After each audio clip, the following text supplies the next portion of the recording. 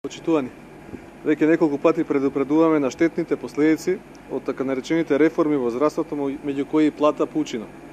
Покрај бројните реакции, министерот Тодоров си тера по свое, наспроти противењето на лекарите и пациентите. Со месеци му укажувавме на министерот дека здравствените услуги не се пазарни стоки за да се мерат на кантар. Јавните здравствени установи не се гранапи, а пациентите не се трговска роба, по успехот да се мери според обртот. Здравието на секој пациент и успехот во неговото лекување е сложен процес во кој се комбинирани обемната едукација, посветеноста на лекарот, како и неговото искуство.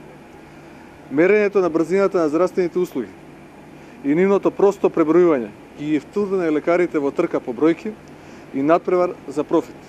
Наместо точни, ќе се прават брзи дијагнози. Лекарите не се трговци на мало, ниту пак маркетинг агенти. Опасно е да се става на страна искуството, едукацијата и научниот пристап и квалитетот да се замени со квантитет. Ставајќи ги лекарите под норма, се создаваат услови да се врши притисок врз вработените во јавното здравство. Наместо да се бават со притисоци врз лекарите.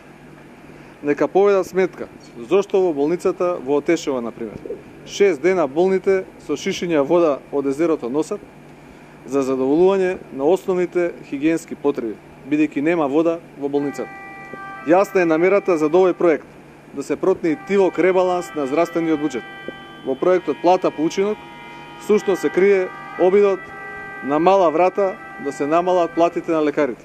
Како тоа платата од 500 евра на специјалист во државното здравство е висока, а 5 пати поголема плата во приватното здравство не е многу.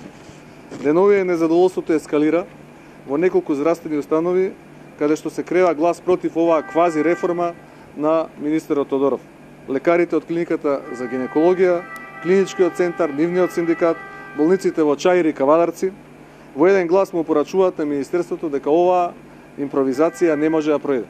Оваа влада направи доволно да ја деградира лекарската професија и да ја оцрни незината благородна природа.